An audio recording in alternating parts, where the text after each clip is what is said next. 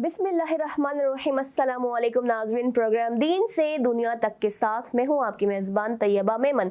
नाज़रीन, आज का जो हमारा एक टॉपिक है, जब मैं 2 दिन पहले एक न्यूज़ सुन रही थी तो उसमें हमने क्लाइमेट चेंजेस के हवाले से बहुत सारी जो है वो बातें सुनी और देखी कि अक़वाम मुत्तहिदा के मुताबिक जो है इस वक्त जो रवां साल 2024 है वो गुज़िश्ता तमाम सालों के मुकाबले में गर्म और मरतूब रहेगा, खुश्क रहेगा।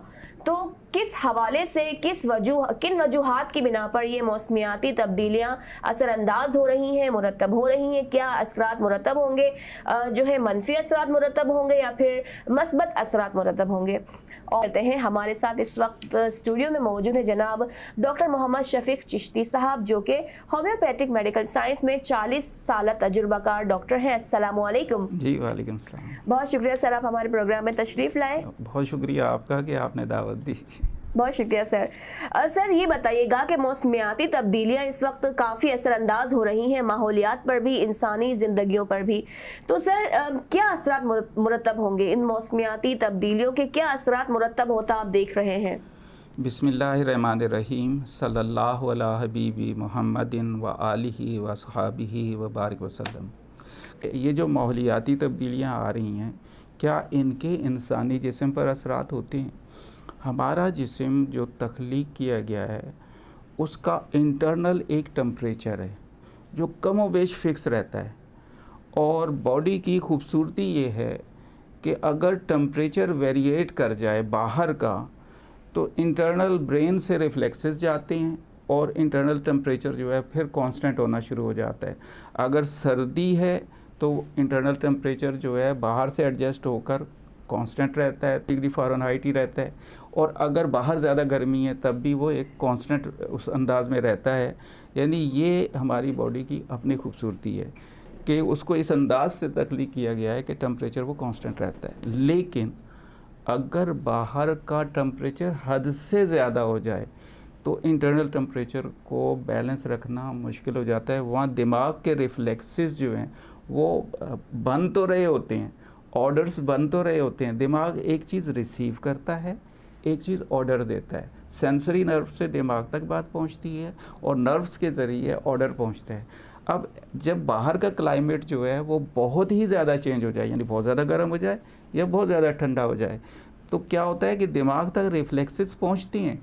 दिमाग जो ऑर्डर कर रहा होता है वो अपनी जगह पे नहीं पहुंच रहा होता, सही। इसलिए उसके असरात बॉडी पर पहुंचते हैं और बॉडी जो है वो डैमेज होना शुरू हो जाती है, जिसको आम ज़ुबान में हम ये कहते हैं कि इंसान जो है वो बीमार हो गया है। सही जी। तो सर इसकी एहतियाती तदाबीर या फिर इसका इलाज किस तरह से मुमकिन है?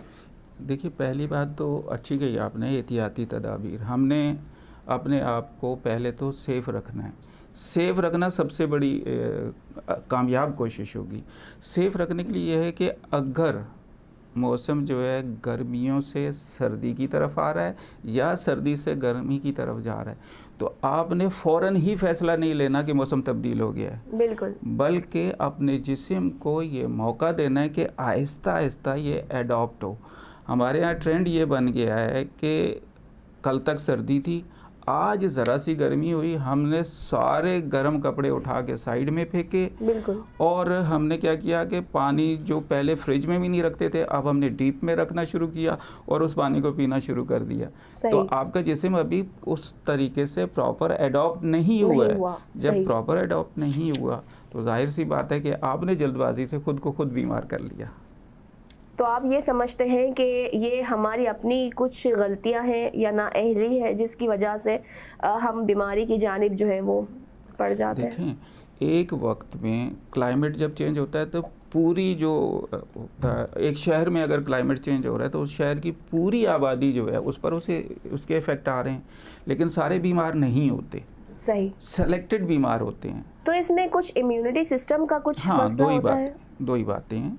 एक तो ये है कि उसने अपने आप को प्रिपेयर नहीं किया आगे जो मौसम आ रहा है, सही। उसके मुताबिक अपने आप को प्रिपेयर नहीं किया, बॉडी को चांस नहीं दिया कि आहिस्ता आहिस्ता वो एडॉप्ट होकर उस अगले मौसम के लिए तैयार हो जाए। उसने जल्दबाजी में गलतियाँ कर ली, गलतियाँ की तो जाहिर है कि कुछ ना कुछ होगा। सही। मैं लफ्ज़ सज़ा नहीं इस्तेमाल करता, लेकिन कुछ ना कुछ होगा। दूसरी बात यह है कि आपकी इंटरनल इम्यूनिटी, जो बॉडी हमारा जिस्म जो है वो किसी भी बीमारी के ख़िलाफ़ एक रेजिस्टेंस पावर रखता है जो नेचर ने उसे दी हुई है, और वो वक्त के साथ साथ स्ट्रॉन्ग भी होती है। लेकिन अगर हम उससे स्ट्रॉन्ग ना होने दें, बिल्कुल। हम बार बार गलतियां करें, ऐसी गलतियां कि जो इम्यूनिटी को ही कम करती हैं, तो इम्यूनिटी कम हो जाएगी। अब इम्यूनिटी ही कम हो गई, रेजिस्टेंस पावर आपकी कम हो गई, आपकी बॉडी का डिफेंस सिस्टम कमज़ोर हो गया, तो बाहर की चीज़ को हमला करना आसान हो गया। अब जो बाहर के क्लाइमेट के इफ़ेक्ट हैं या क्लाइमेट में मौजूद जो माइक्रो ऑर्गन्स हैं, उनके जो इफ़ेक्ट हैं आपकी बॉडी पर आएंगे। तो